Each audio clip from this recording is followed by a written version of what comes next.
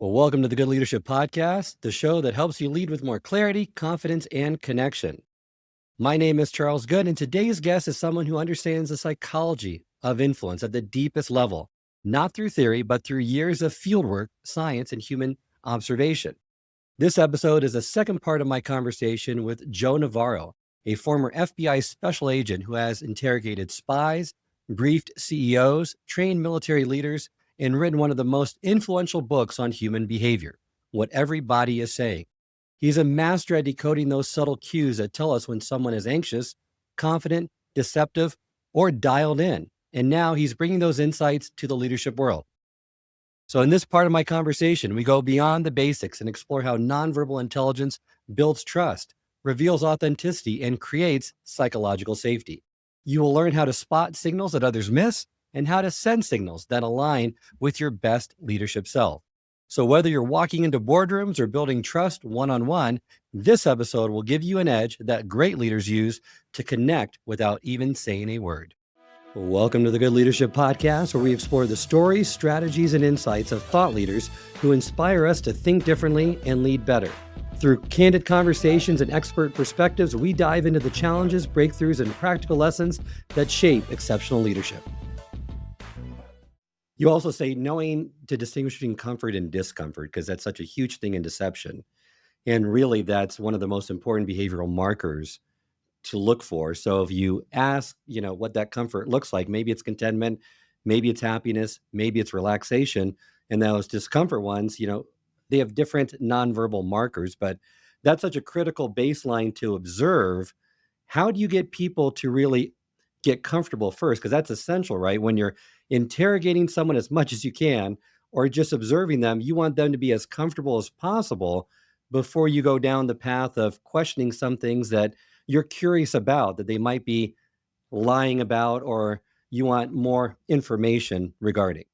Yeah, so let's clarify first things first, because you mentioned deception. I think it's dangerous to go down that rabbit hole of that you're using body language to detect deception.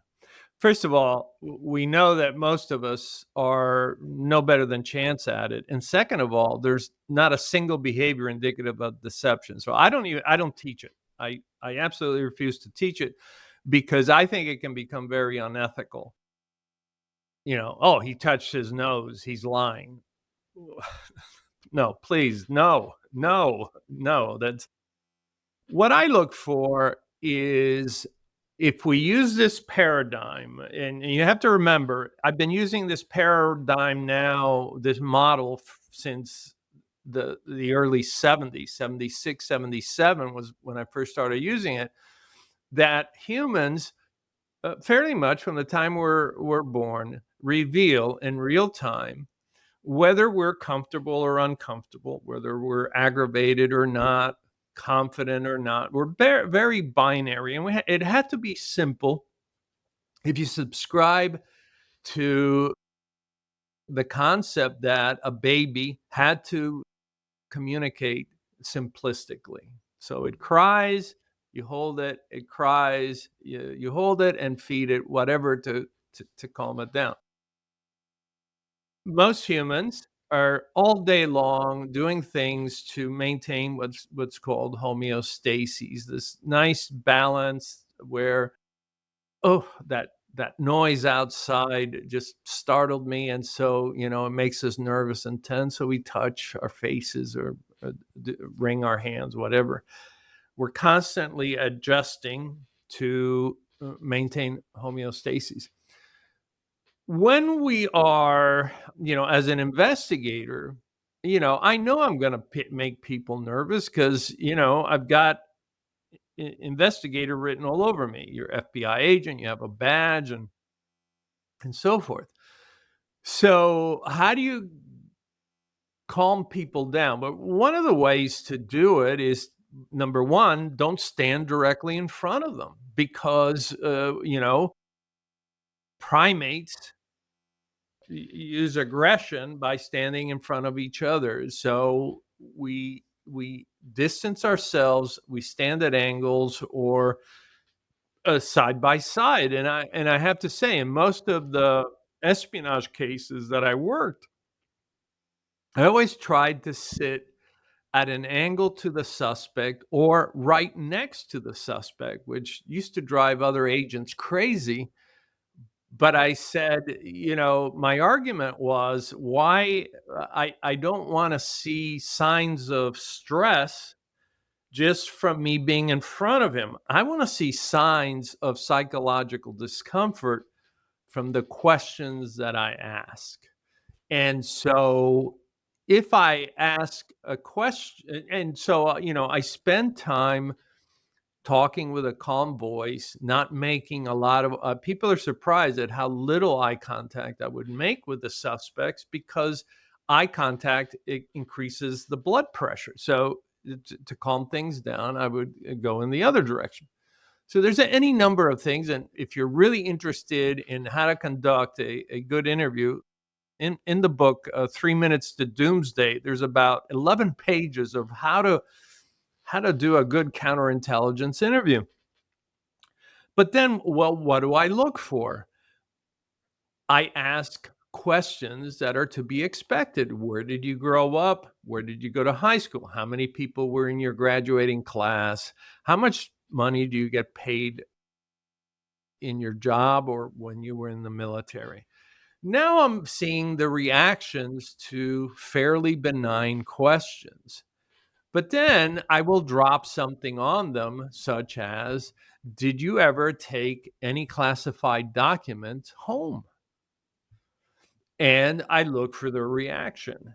Now, some people may find it offensive that I would ask such a question because, I'm a God fearing, law abiding, whatever, and I would never violate, right? So I may see displays of that. So then I would ask other questions to begin to see, okay, what is it here that causes these possible negative reactions? And in the book, what everybody is saying, you probably remember when I was in Yuma, Arizona, and there was the woman who was hiding her son.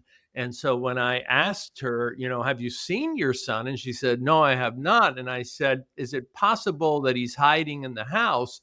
And she immediately put her hand on her suprasternal notch, and she said, well, that's just not possible. And I thought, well, that's weird. Why would you cover the most sensitive area of the neck? And so, I talked about other things, and 3 times she did that, and eventually, her son was in fact hiding in the house. So I looked for the behavior. I looked to ask questions that are usually benign, and then I will escalate and ask questions that may be of lead or investigative value. And then I say, how do they react to it? And if there's psychological discomfort, I don't assume that they're lying because I don't know the truth unless I actually know the truth. I then pursue that as, for instance, with Roderick Ramsey, who was an American soldier, but he was spying for the Hungarian intelligence service. When I mentioned the name of one of his collaborators, his cigarette shook. Well, there's no reason for that cigarette to shake. The name of another individual should have no more meaning than, do you drink milk? But the fact that it was somebody that he had nefariously conspired with caused him to become very nervous. And so that began my further inquiries, which then led to a 10-year investigation. So that's how basically you proceed. I love that. And with leaders too, without saying a word, they can use certain body language to signal psychological safety and presence. I mean, they can indicate emotional tone. If they're uncrossing their arms, I found leaning forward slightly and it's mirroring the other individual, ventral fronting, their chest is open. All of these signals I found really increase approachability and attentiveness, saying that I'm not a threat, I'm fully present. So for interviews, for meetings, a head tilt I've seen, kind of shows more empathy or at least they're actively listening. And all of these help, right, to create that psychological safety to encourage others to speak up honestly and openly, because a lot of leaders have this struggle as well.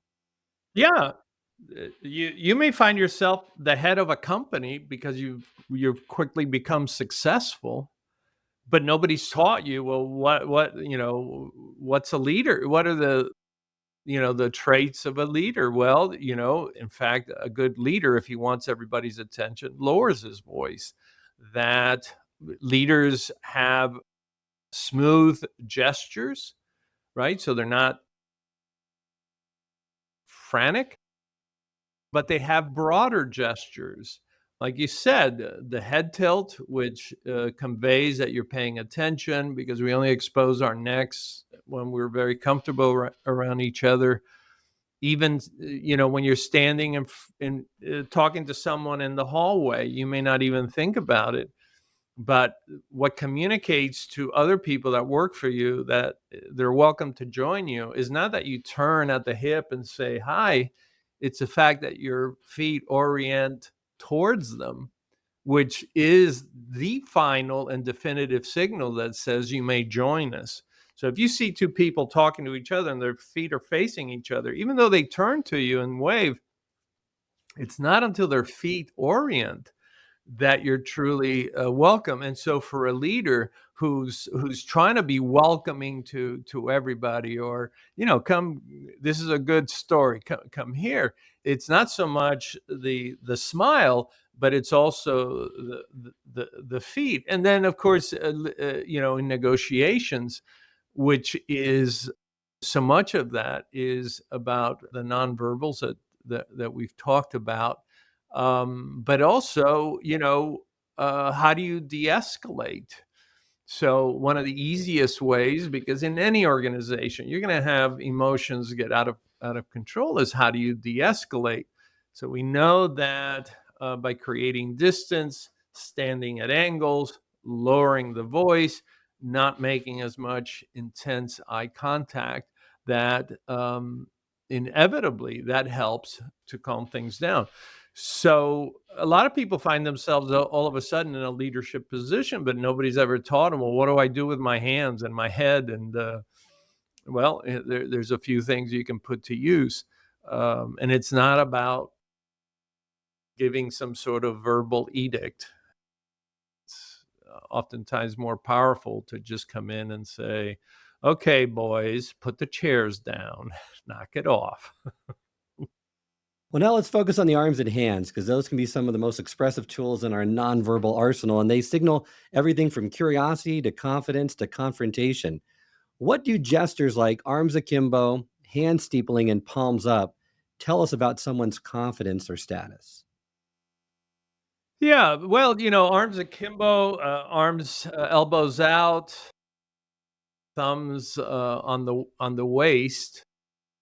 That makes us look larger, and there's a couple of theories behind that. As my friend Dr. Desmond Morris talked about in The Naked Ape, when our species lost all its hair, we had to find ways to, when you see apes, their hair stand up and makes them look larger.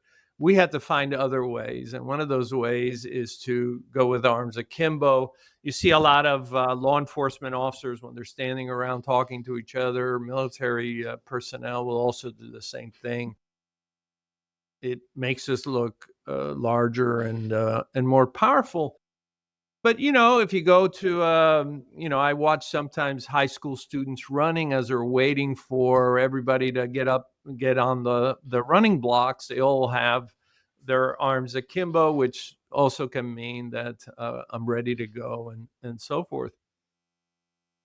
And that contrasts with people that maybe are nervous or timid, and you see their hands more in front of their stomach, or in front of, literally in front of the genital, his genitals. Here's something interesting: you never see people get on an elevator with arms akimbo, but you see people get in an elevator and immediately they're looking at the numbers and covering their genitalia, and you just wonder what are you worried about? I don't think anybody's gonna take anything, but you see this so often. So where we're at spatially may determine how we use our hands, and of course, the open gestures that are emblematic of welcoming babies at a very young age. When they want to be held, they instinctively know to reach out. One of the things that I've done over the years is to do comparative analysis of behaviors around the world, and so much of it is identical. If you go to the Trobriand Islands in the Pacific, or you go to Timbuktu in Africa, that baby will reach out to the mother in the same way, and many behaviors, for instance, when the stock market is doing poorly, you'll see traders go, "Oh no, the closing bell, the market is really doing very bad." Well, here's what's interesting. In 1974, I was watching children who were born blind, and I found it interesting that when they hear things that they don't like, so it's again negative, they cover their eyes and they've never seen. And so you realize how many behaviors are in our DNA. In what David Givens taught me was in our paleo circuits. And so even children who have never seen these behaviors will also perform them. So we know that in that way they're universal. That's good to know that regardless of culture, there's some universal body language traits that are just part of our DNA, part of our structure. Getting back to kind of some of those, the other two, I've seen a lot of those hand steepling where Yeah. that's a strong indicator of confidence and self assuredness of leaders. And then palms up, to me, they kind of signal more openness and honesty, or even a request for acceptance, right? So it's good things for leaders to be aware of that they may not be noticing or really even realizing they're doing. Yeah, well, Angela Merkel of Germany, the used to steeple all the time, and the problem with that is it begins to lose its meaning. Elon Musk steeples quite often, so there are certain times when you want to do certain gestures because they can potentiate a message. If you do it all the time, it loses its meaning. The palm up gestures, the sort of like you're holding a globe type of thing, is universally very welcoming and very useful behavior. And when I coach, and I coach privately a lot of executives, and I ask them, well, what do you want to use this for? And often they say, well, we for negotiations, okay, so we're going to work on certain things with that. Sometimes because they have to deal with the media. Okay, so how are you going to talk to the media? And sometimes they say, well, I do a lot of virtual calls. Well, you're in a limited space, and so your gestures have to be smaller, and they have to be elevated, because it doesn't help that I'm steepling, but if you don't see it, it doesn't matter. So it really depends on what you plan to use it for. And then, say, okay, do you want to look like a politician, right? So a lot of politicians will use that thumb up, this display, where, I mean, I think the first time I saw it was Gerald Ford back in the 70s, and then Clinton used it, and everybody used it. And I said, well, you want to use something different. So let's work on different behaviors that demonstrate that you've thought about something, or that it has quality or value, and things like that.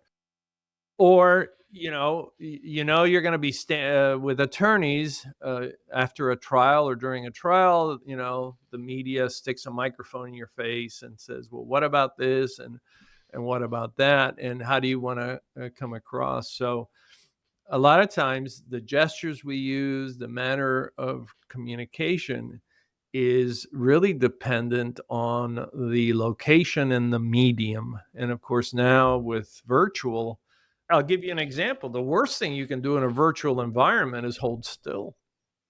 It's absolutely the worst thing you can do because of the research that was done in the late 70s and 80s with what's called still face experiments. And still face experiments show us that the human brain perceives a still face as something that is not trustworthy and perhaps even dangerous.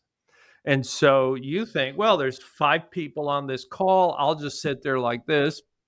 And that's absolutely the worst thing you can do. And I, before I looked at that research, that was something that I thought should be, well, that's proper. I'll just sit there quietly. Turns out it's not a good thing to do. Well, that brings to mind that, we're in a Zoom environment since 2020 with the pandemic. Like you said, from the neck up is really all people can see. So the face is arguably the most scrutinized part of our body in terms of body language, but often the least understood. And there's a lot of misconceptions with it. So what are some of the things that you've noticed that would really help leaders on these calls to project the right presence as a leader with their body language?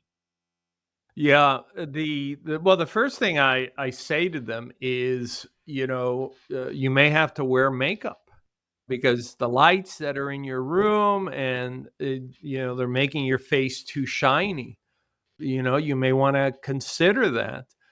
The other thing is, how are you coming across? Are you coming across as aggressive, which some people, in a virtual environment, because they're sitting so close or they're constantly leaning in or constantly gesturing towards the camera.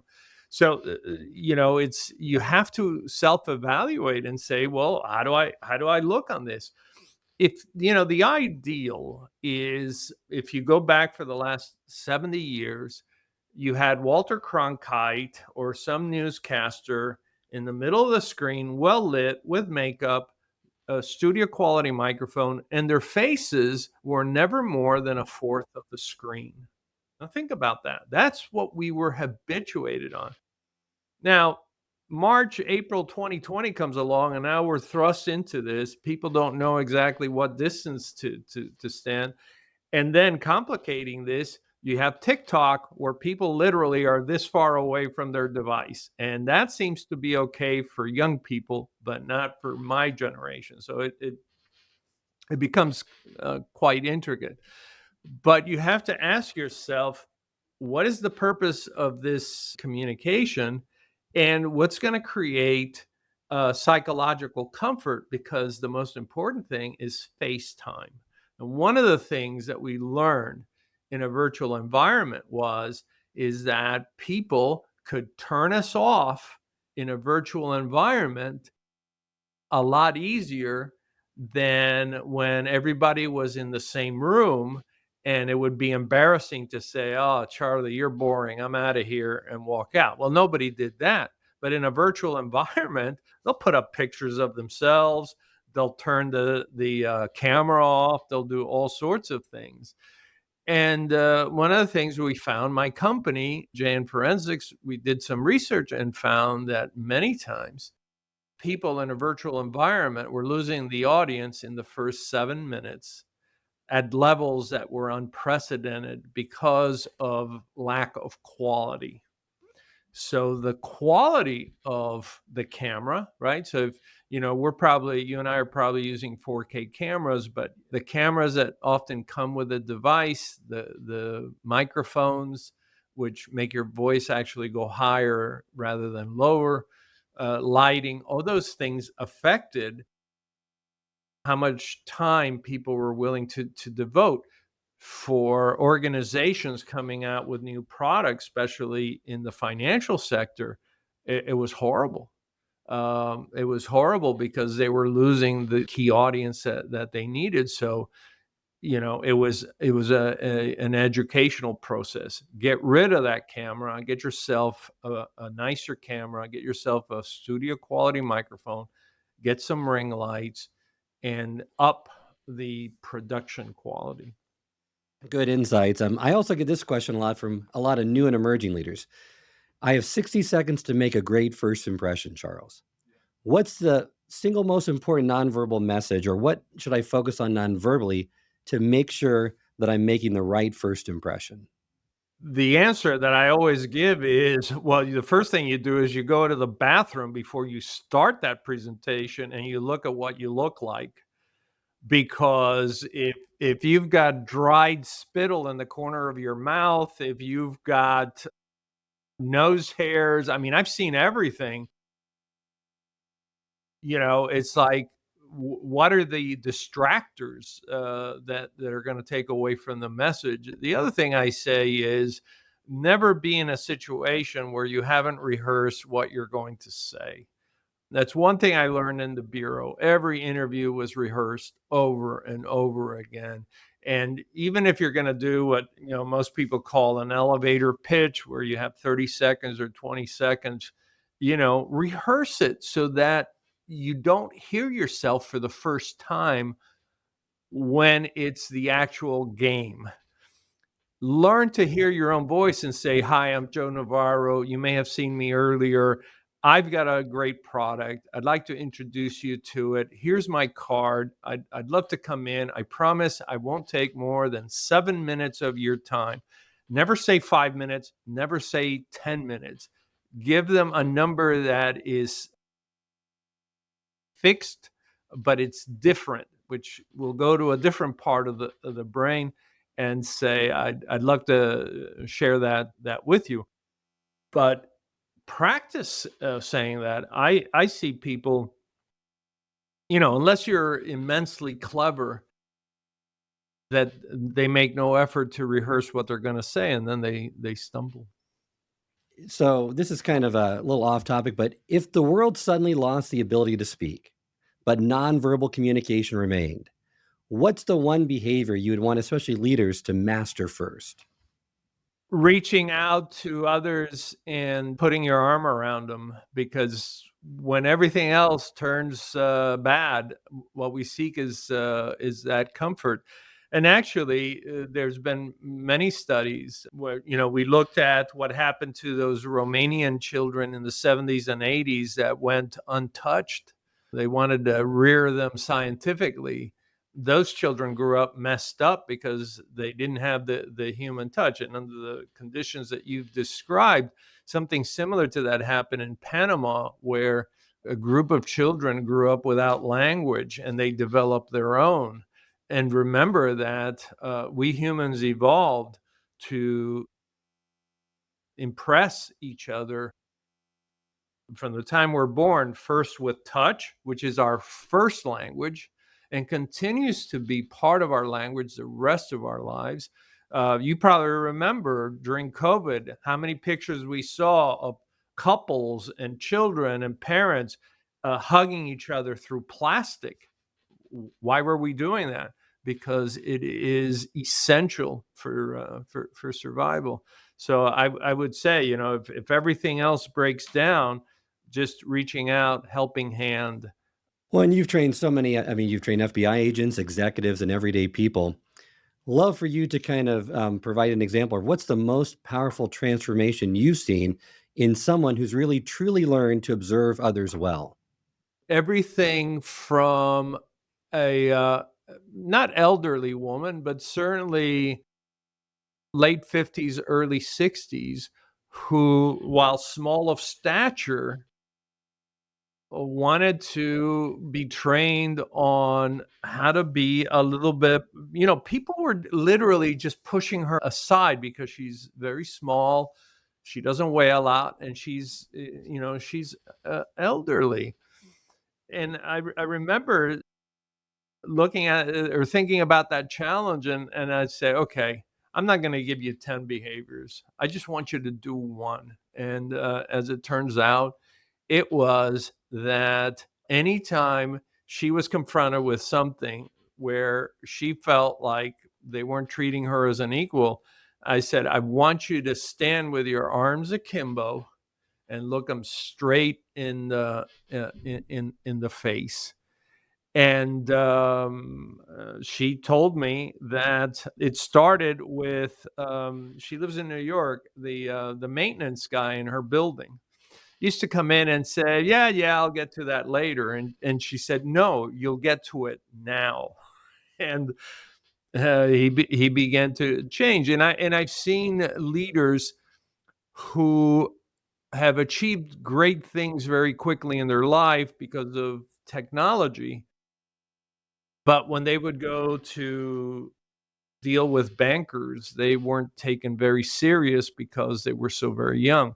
So changing things like how they dressed, how they sat, slowing things down, not talking so fast. So there's a lot of example, which goes to show you these things are minor changes, but they're powerful. Is there something on this topic of body language that you don't get asked often or you feel like hasn't gotten enough attention that's really critical to understanding it and being better at it?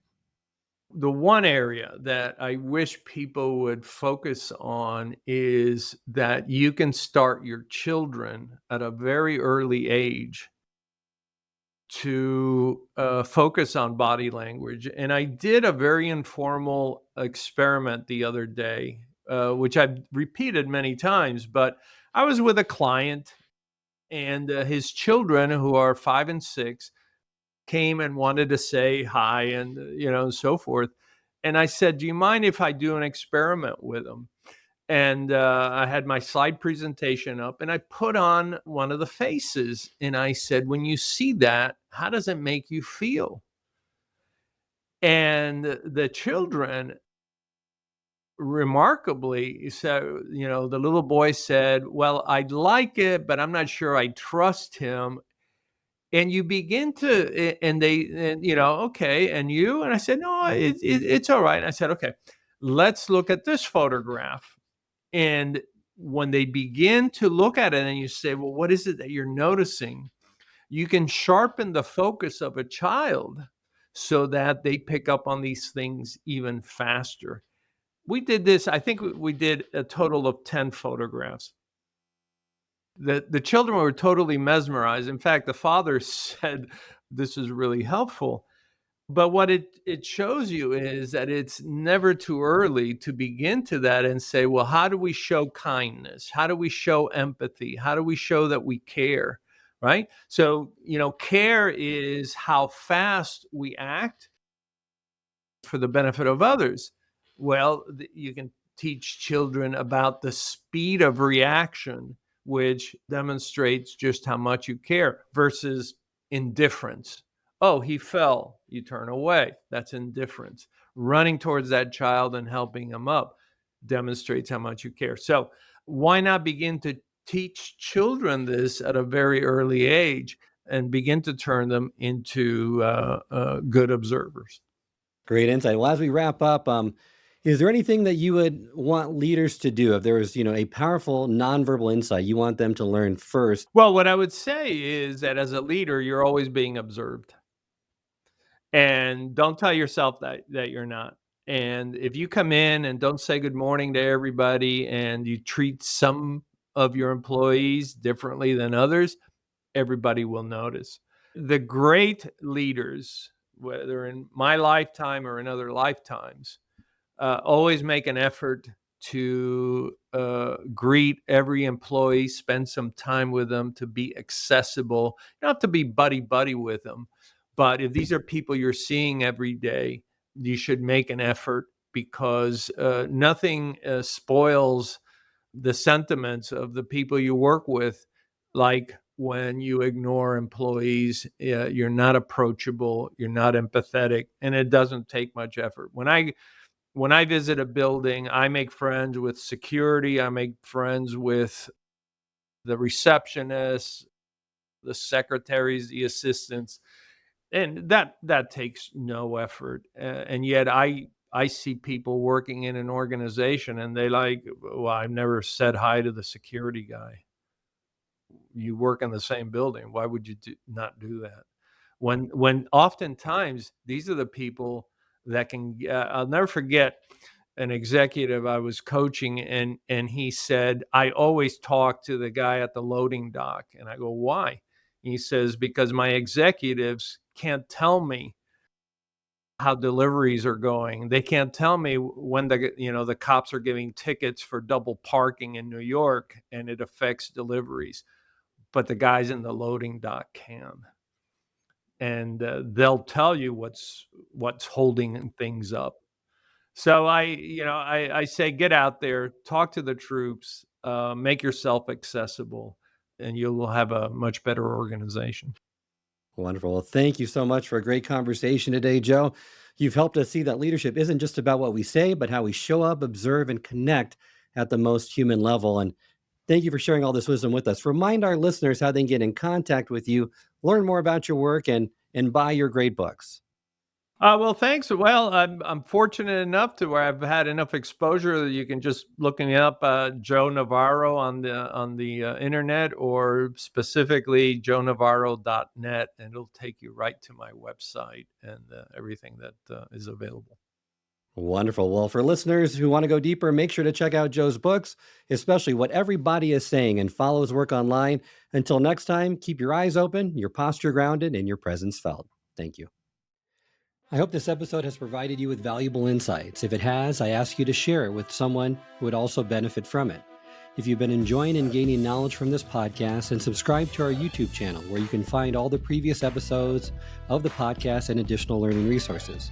You can also subscribe to the podcast on Apple or Spotify and leave up to a 5-star review.